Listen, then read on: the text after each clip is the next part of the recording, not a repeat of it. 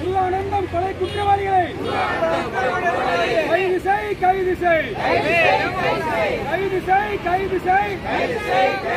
முருகானந்தம் கொலை குற்றவாளிகளை கைது செய். தமிழக அரசு காவல்துறையே தமிழகத்தில் உள்ள சிறைகளில் ஏழைகுல வேளாண்மை மற்றும் தனி சிறையில் அடைத்திடு. தமிழக அரசு காவல்துறையே பாரபட்சம் காட்டாதே.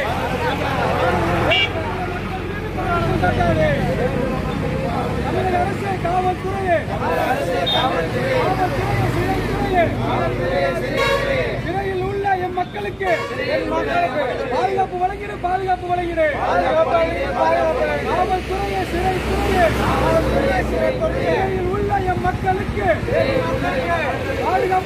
பாதுகாப்பு வழங்கிடு. காவல்துறையே சிறைத்துறையே வேளாண்களுக்கென தனி சிறை ஒதுக்கீடு. தமிழக அரசு காவல்துறையே சிறையில் உள்ள எம் மக்களை மீண்டும் மறைக்காதே. தமிழக அரசு சிறைத்துறையே சிறையில் வாழும் எம் மக்களை மீண்டும் துன்புறுத்தாதே. பண்ணிட்டு இருக்கமா இல்ல உங்களுக்கு மனசாட்சி நான் உங்களை இப்ப சார் இப்ப நீங்க பண்ணுங்க எனக்கு குறை சொல்லலாம் இல்ல. நாங்க குறை சொல்றது வந்து சிறைத்துறை தான் குறை சொல்றோம்.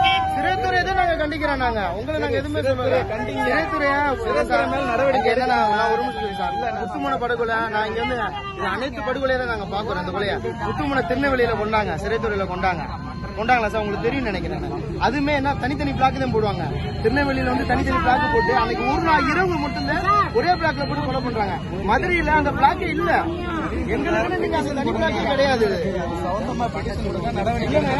அதைத்தான் நான் உங்களை நாங்க நடவடிக்கை எடுக்க சொல்லுவோம்.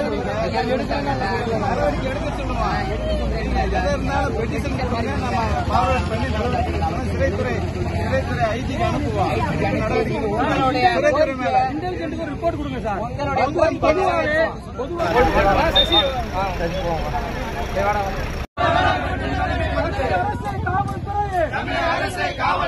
காவல்துறையே சிறைத்துறையே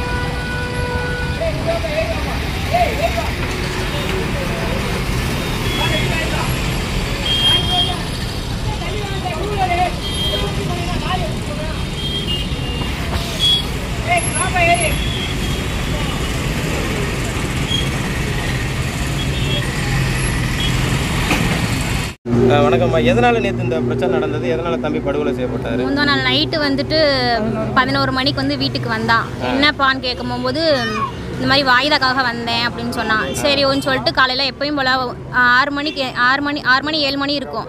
திண்டுக்கல்ல இருந்துட்டு ஒரு ஃபோன் வந்துச்சு. ஃபோன் வந்துட்டு அவன் இந்த மாதிரி எப்போ வந்தான், எத்தனை மணிக்கு வந்தான்னு சொல்லிட்டு அவன் பேர் வந்து புலின்னு சொல்லிட்டு என்னமோ சம்திங் சொன்னாங்க. எனக்கு அந்த பேர் வந்து எனக்கு தெரியல. சொல்லும் போது அவன் என்ன ஷர்ட் போட்டிருந்தான், என்ன கலர் பேண்ட்டு போட்டிருந்தான், என்ன பைக்கில் வந்தான் அப்படின்னு கேட்டான். கலர் வந்துட்டு மெரூன்னு சொல்லிட்டு அந்த ஃபோன் வந்துச்சு பாருங்க, அந்த நம்பர் அவன் தான் சொன்னான். அந்த கலரில் தான் வந்தான். இந்த பைக் இருக்கா இப்போ அப்படின்னு கேட்டான். நான் இப்போ என் தம்பி எப்பயுமே ஃப்ரெண்ட்ஸ்க்கு என்னோட மொபைலில் தான் யூஸ் பண்ணுவியான். அப்போ அவங்க சகஜமாக பேசுகிறாங்கன்னு சொல்லிட்டு ஆமாம் பைக் வீட்டில் தான் நிற்கிது, என் தம்பி நைட்டே வந்துட்டியான், இந்த மாதிரி வாய்தாக்காக வந்திருக்கான் அப்படின்னு சொன்னான். சரின்னு சொல்லிட்டு காலையில் 8:30 போல் எந்திரிச்சு வந்துட்டு 9 மணியை போல் வாய்தாக்கு நான் போயிட்டு வரேன்னு சொல்லிட்டு போனவன் கரெக்டாக 2:46 வந்துட்டு வீட்டுக்கு வந்தான். வந்துட்டு 2 பேர் ஒரு என் தம்பி வந்து பைக் ஓட்டுறான், இன்னொரு பையன் வந்து பின்னாடி வந்து உட்காந்துட்டு வரும்போது எனக்குள்ளே வேப்ப மரம் இருக்குது வீட்டுக்கு போகிற வழியில். அங்கனக்குள்ளே அவனை நிப்பாட்டிட்டு இந்த மாதிரி ஃபோன்பே ஜிபே நம்பர் சொல்லு, நான் உனக்கு வந்து 100 ரூபா நான் பே பண்ணுறேன்னு சொல்லிட்டு என் தம்பி சொன்னான். ஜிபே பண்ண சொல்லி நான் கையில் கேஷ் வாங்கிக்கிறேன் அப்படின்னு சொன்னான். என்னோடய அக்கௌண்ட்டுக்கு வந்துட்டு 100 ரூபா ட்ரான்ஸ்ஃபர் ஆச்சு. என் கையிலேருந்து நான் 100 ரூபா அவங்ககிட்ட கொடுத்துட்டு என்கிட்ட இருந்து 2:48 வந்துட்டு வெளியில் வந்தான். போயிட்டு ஒரு 4 மணி இருக்கும். எங்கள் அப்பாவுக்கு வந்துட்டு ஃபோன் வந்துச்சு, இந்த மாதிரி ஸ்டேஷனில் இருந்துட்டு வெட்டிட்டாங்கன்னு சொல்லி இது நியூஸ் வந்திருக்கு, அது வந்து உங்கள் பையனா என்னன்னு சொல்லிட்டு நீங்கள் வந்து பாருங்கள் அப்படின்னு சொன்னாங்க.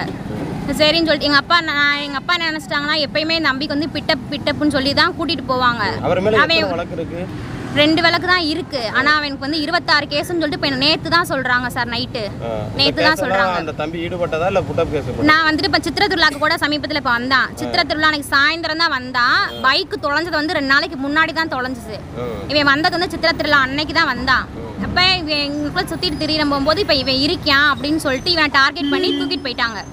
இங்க முக்கில் தான் வச்சு அரெஸ்ட் பண்ணாங்க. அரெஸ்ட் பண்ணும்போது நீங்க எப்படி அரெஸ்ட் பண்ணலாம்னு சொல்லிட்டு நான் தான் கேட்குறேன். கேட்கும் போகும்போது எனக்கு இவன் தான் ஈடுபட்டிருக்கேன்னு சொல்றீங்கல்ல, எவிடன்ஸ் நீங்க காமிங்க அப்படின்னு நான் சொன்னதுக்கு அவங்க வந்துட்டு என்கிட்ட எவிடன்ஸ்லாம் நாங்கள் காட்ட முடியாது, உங்களால் முடிஞ்சதை வந்து நீங்கள் பார்த்துக்காங்க அப்படின்னு. அப்போ எங்களுக்கு என்ன ஆள் பலம் இல்லைன்னு சொல்லிட்டு அந்த போலீஸ் வந்து இப்படி சொல்கிறாங்களா? என் தம்பி மேலே இருக்கிறது வந்து 2 வழக்கு மட்டும்தான். அவன் வந்து முன்னாடி தப்பு செஞ்சான், நான் இல்லைன்னு சொல்ல அந்த 2 வழக்கு.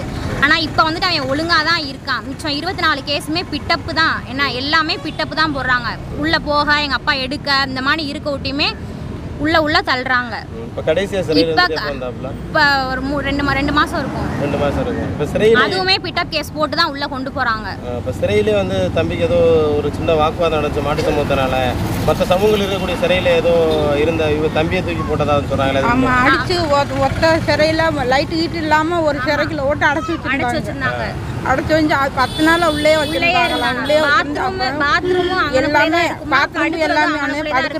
சாப்பிட்றதுக்கு மட்டும் வெளியில விடுவாங்களா, அப்புறம் வந்துட்டு உள்ள வச்சு அடைச்சிருவாங்களாம். லைட் எதுவுமே இருக்காதான். இந்த மாதிரி தான் ஒரு 15 நாள் 20 நாள் கிட்ட ஜெயிலில் வச்சிருந்திருக்காங்க. அதுக்கப்புறம் திருப்பி வெளியில விட்டுட்டாங்க. உங்களோட கோரிக்கை என்னம்மா? என் தம்பியை கொண்டவங்க வந்துட்டு யாருன்றதை எங்களுக்கு தெரிஞ்சு ஆகணும். அப்படின்னா நான் வந்து பாடியை நான் வாங்குவேன், அப்படி இல்லைன்னா நான் வாங்க மாட்டேன்.